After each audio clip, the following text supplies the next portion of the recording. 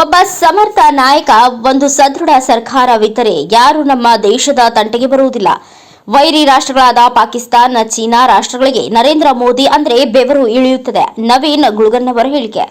ಕೊಪ್ಪಳ ಜಿಲ್ಲೆ ಕುಕನೂರು ತಾಲೂಕಿನ ಚಂಡೂರು ಗ್ರಾಮದಲ್ಲಿ ಯಲಬುರ್ಗಾ ಮತ್ತು ಕುಕನೂರು ಬಿಜೆಪಿ ಮಂಡಳ ವತಿಯಿಂದ ಜರುಗಿದ ಬಿಜೆಪಿ ಗ್ರಾಮ ಚಲೋ ಅಭಿಯಾನ ಕಾರ್ಯಕ್ರಮ ಉದ್ದೇಶಿಸಿ ಮಾತನಾಡಿದ ಬಿಜೆಪಿ ಜಿಲ್ಲಾಧ್ಯಕ್ಷ ನವೀನ್ ಗುಳ್ಗನ್ನವರ್ ಮಾತನಾಡುತ್ತಾ, ಒಬ್ಬ ಸಮರ್ಥ ನಾಯಕ, ಒಂದು ಸದೃಢ ಸರ್ಕಾರವಿದ್ರೆ ಯಾರೂ ನಮ್ಮ ದೇಶದ ತಂಟೆಗೆ ಬರುವುದಿಲ್ಲ. ವೈರಿ ರಾಷ್ಟ್ರಗಳಾದ ಪಾಕಿಸ್ತಾನ್, ಚೀನಾ ರಾಷ್ಟ್ರಗಳಿಗೆ ನರೇಂದ್ರ ಮೋದಿ ಅಂದ್ರೆ ಬೆವರು ಇಳಿಯುತ್ತದೆ.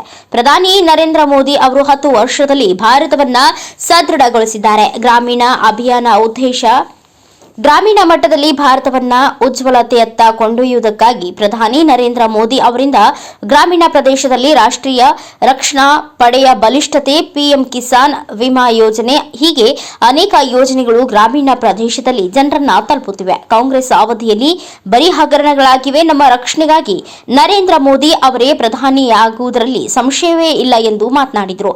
ಈ ಸಂದರ್ಭದಲ್ಲಿ ಬಿಜೆಪಿ ಮುಖಂಡ ಬಸಲಿಂಗಪ್ಪ ಬೂತೆ ಮತ್ತು ಜಿಲ್ಲಾ ಬಿಜೆಪಿ ಪ್ರಧಾನ ಕಾರ್ಯದರ್ಶಿ ವಿಜಯ್ ಕುಮಾರ್ ತಾಳ್ಕೇರಿ, ಬಿಜೆಪಿ ಮುಖಂಡ ಕೊಟ್ರಪ್ಪ ಮುತ್ತಾಳ್, ಗ್ರಾಮ ಪಂಚಾಯತ್ ಅಧ್ಯಕ್ಷ ವಿರೂಪಾಕ್ಷಪ್ಪ ತಳಕಲ್, ಯಲಬುರ್ಗಾ ಬಿಜೆಪಿ ಮಂಡಳದ ಯುವ ಮೋರ್ಚಾ ಅಧ್ಯಕ್ಷ ಪ್ರಭುಗೌಡ ಪಾಟೀಲ್ ಮಾತನಾಡಿದರು. ಈ ಸಂದರ್ಭದಲ್ಲಿ ತಾಲೂಕಾ ಪಂಚಾಯಿತಿ ಮಾಜಿ ಅಧ್ಯಕ್ಷ ಜಗನ್ನಾಥಗೌಡ ಪಾಟೀಲ್, ಮುಖಂಡರಾದ ಮಲ್ಲಿಕಾರ್ಜುನ್ ಹುಲ್ಲೂರು, ಶಿವಶರಣಪ್ಪ ಗೌಡ ಪಾಟೀಲ್, ಗವಿಸಿದ್ದಪ್ಪ ಬ್ಯಾಳಿ ಸೇರಿದಂತೆ ಇನ್ನು ಅನೇಕ ಗಣ್ಯಮಾನ್ಯರು ಹಾಗೂ ಗ್ರಾಮ ಪಂಚಾಯಿತಿಯ ಅಧ್ಯಕ್ಷರು, ಉಪಾಧ್ಯಕ್ಷರು ಸೇರಿದಂತೆ ಸದಸ್ಯರು ಹಾಗೂ ಗ್ರಾಮಸ್ಥರು ಉಪಸ್ಥಿತರಿದ್ದರು. Chennayya Hiremath, NKS TV 4 news, Kukanur.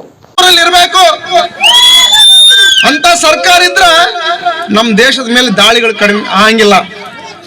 ಒಬ್ಬ ಸಮರ್ಥ ನಾಯಕ ಇದ್ರ, ಒಂದು ಸದೃಢವಾದಂತ ಸರ್ಕಾರ ಇದ್ರ ಯಾರು ನಮ್ಮ ತಂಟೆಗೆ ಬರಂಗಿಲ್ಲ, ನಮ್ಮ ದೇಶದ ತಂಟೆಗೆ ಬರಂಗಿಲ್ಲ. ಕಳೆದ 10 ವರ್ಷದ ಅವಧಿಯಲ್ಲಿ ನೋಡ್ರಿ ನೀವು, ನಮ್ಮ ಸುತ್ತಮುತ್ತಲಿನ ರಾಷ್ಟ್ರ ಚೈನಾ, ಪಾಕಿಸ್ತಾನ ಯಾರೇ ಇರ್ಬೋದು, ನರೇಂದ್ರ ಮೋದಿ ಅವರಂದ್ರೆ ಬೆವರು ಇಳಿತದೆ, ಬೆವರು.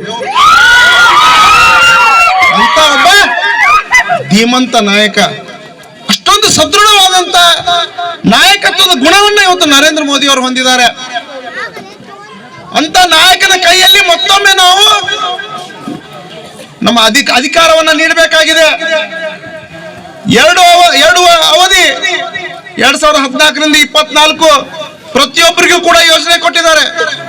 ಯುವಕರಿಗೆ ಯೋಜನೆ ಕೊಟ್ಟಿದ್ದಾರೆ, ಮಹಿಳೆಯರಿಗೆ ಯೋಜನೆ ಕೊಟ್ಟಿದ್ದಾರೆ, ತಾಯಂದಿರಿಗೆ ಯೋಜನೆ ಕೊಟ್ಟಿದ್ದಾರೆ, ರೈತರಿಗೆ ಯೋಜನೆ ಕೊಟ್ಟಿದ್ದಾರೆ, ಎಲ್ಲ ವರ್ಗದ ಬಡವರಿಗೂ ಕೂಡ ಯೋಜನೆ ಕೊಟ್ಟಿದ್ದಾರೆ. ಮಾನ್ಯ ಹಿರಿಯರು ಹೇಳಿದ್ರಲ್ಲ, ಈಗ ಮಧ್ಯಮ ವರ್ಗದವರಿಗೆ ಕೇವಲ 29 ರೂಪಾಯಿ ಕೆಜಿ ಹಂಗೆ ಇವತ್ತು ಅಕ್ಕಿ ಕೊಡ್ತಾ ಇದ್ದಾರೆ. ಯಾರು ಕೂಡ ಇಂತ ಯೋಜನೆಗಳನ್ನ ಈ ದೇಶದಲ್ಲಿ ನೀಡಲಿಕ್ಕೆ ಆಗಿಲ್ಲ. ಅಷ್ಟೊಂದು ಮಹತ್ವವಾದಂತ ಯೋಜನೆಗಳನ್ನ ಇವತ್ತು ಮಾನ್ಯ ನರೇಂದ್ರ ಮೋದಿ ಅವರು ನೀಡಿದ್ದಾರೆ. ನಮ್ಗೆಲ್ಲರೂ ಕೂಡ, ನಮ್ಮೆಲ್ಲರ ಆಸೆ ಒಂದೇ, ಮತ್ತೊಮ್ಮೆ ಈ ದೇಶಕ್ಕೆ ನರೇಂದ್ರ ಮೋದಿ ಅವರು ಪ್ರಧಾನಮಂತ್ರಿ ಆಗ್ಬೇಕು. ಹಾಗಾಗಿ ನಾವೆಲ್ಲ ಕಾರ್ಯಕರ್ತರು ಇವತ್ತು ನಿಮ್ಮ ಮನೆ ಬಾಗಿಲಿಗೆ ಬಂದು ನಿಂತ್ಕೊಂಡಿದ್ದೇವೆ, ಆಶೀರ್ವಾದವನ್ನ ಕೇಳ್ತಾ ಇದ್ದೇವೆ. ಈ ದೇಶಕ್ಕೆ ಸದೃಢವಾದಂತ ಸರ್ಕಾರ ಬೇಕು, ಸದೃಢವಾದಂತ ನಾಯಕತ್ವ ಬೇಕು.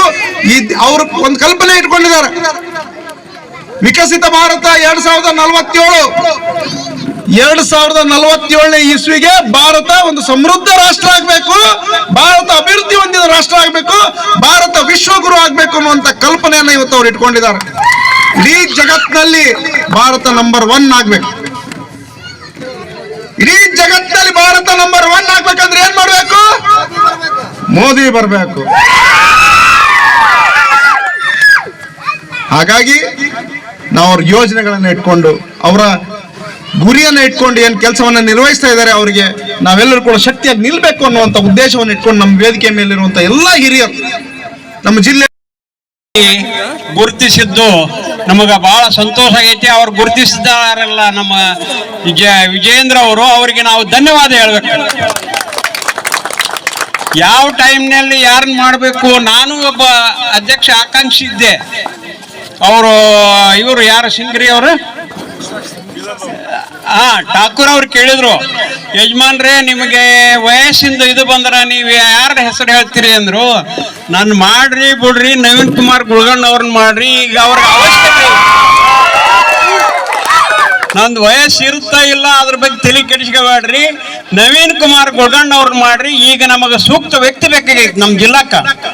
ಈಗ ನಾವು ಮಾಡಿದ್ರ ಇನ್ನೊಂದು 10-15 ವರ್ಷ ಮಾಡ್ಬೋದು. ಆದ್ರ ನರೇಂದ್ರ ಮೋದಿ ಅವ್ರದ್ದು, ಅಮಿತ್ ಶಾ ಅವ್ರದ್ದು ಏನೈತಿ, ಯುವಕರನ್ನು ಗುರುತಿಸಬೇಕು ಮತ್ತು ಭಾರತೀಯ ಜನತಾ ಪಕ್ಷ ಬಲಿಷ್ಠವಾಗಬೇಕಾದ್ರೆ ಯುವಕರು ಮುಂದೆ ಬರಬೇಕು. ಯಾಕ ಈಗ ನರೇಂದ್ರ ಮೋದಿ ಅವರ ಕೆಲಸಗಳು ಏನದಾವು ಅವನ್ನೆಲ್ಲ ತಿಳುವಳಿಕೆ ಹೇಳಬೇಕಾದ್ರೆ ಎಲ್ಲ ಯುವಕರು ಜಾಗೃತರಾಗಿ ನರೇಂದ್ರ ಮೋದಿ ಅವ್ರನ್ನ ಮತ್ತೊಮ್ಮೆ ನಾವು ಪ್ರಧಾನಮಂತ್ರಿ ಮಾಡೋದು ಅವಶ್ಯ ಐತೆ. ಈಗ ಯೋಜನೆಯನ್ನು ಜಾರಿಗೆ ಮಾಡಿದ್ದಾರೆ, ಅದನ್ನ ಎಲ್ಲರೂ ಬಳಸ್ಕೋಬೇಕು. ಅದೇ ರೀತಿಯಾಗಿ ವಿಕಸಿತ ಭಾರತ ಸಂಕಲ್ಪ ಯಾತ್ರೆ ಅಂತಂದು ಹಮ್ಮಿಕೊಂಡ್ರು. ಅದು ಕೂಡ ವಿಕಸಿತ ಭಾರತ ಅಂದ್ರ ನಮ್ಮ ದೇಶ ಅಭಿವೃದ್ಧಿ ಎತ್ತ ಸಾಗಬೇಕು. ನಮ್ಮ ದೇಶ ಒಂದು ಇಡೀ ಜಗತ್ತಿನಾದ್ಯಂತ ನೋಡಿದ್ರೆ ಆರ್ಥಿಕತೆ ಒಳಗ ಮುಂದೆ ಬರ್ಲಿ, 1ನೇ ಸ್ಥಾನಕ್ಕೆ ಬರ್ಲಿ ಅಂತಂದು 10 ಒಳಗಡೆ ಇದೆ. ಈಗ ಅದನ್ನ ನಾವು ಒಂದು ಹಂತವಾಗಿ ಮೇಲ್ದರ್ಜೆಗೆ ಏರಿಸ್ಬೇಕಂತಂದು ಮೋದಿಯ ಕನಸಾಗಿದೆ. ಆ ಒಂದು ಕನಸನ್ನು ನಾವೆಲ್ಲರೂ ತಳಮಟ್ಟದಿಂದ ಒಂದು ಇದನ್ನ ಬೆಳೆಸಬೇಕು. ಈ ಭಾರತೀಯ ಪಕ್ಷ ತಳಮಟ್ಟದಿಂದ ಗಟ್ಟಿ ಆದ್ರೆ ಮುಂದೆ ನಾವು ಮೋದಿಜಿ ಅವ್ರನ್ನ ಪ್ರಧಾನಿ ಮಾಡ್ಲಿಕ್ಕೆ ಆಗುತ್ತೆ.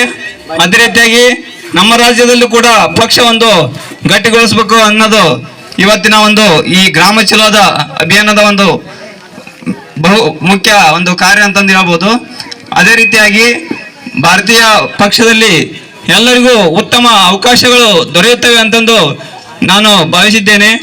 ಅದೇ ರೀತಿಯಾಗಿ ನಾವೆಲ್ಲರೂ ಸೇರಿ ಒಗ್ಗಟ್ಟಿನಿಂದ ಈ ಒಂದು ಲೋಕಸಭಾ ಚುನಾವಣೆಯನ್ನು ಎದುರಿಸಬೇಕಾಗಿದೆ. ತಳಮಟ್ಟದಿಂದ ಬೂತ್ ಮಟ್ಟದಿಂದ ಕೂಡ ಒಂದು ಪಕ್ಷ ಸಂಘಟನೆ ಮಾಡ್ಬೇಕಂತಂದು ಇವತ್ತು ನಮ್ಮ ಪಕ್ಷದ ಜಿಲ್ಲಾಧ್ಯಕ್ಷರು ಗ್ರಾಮ ವಾಸ್ತವ್ಯವನ್ನು ಹೂಡಿದ್ದಾರೆ.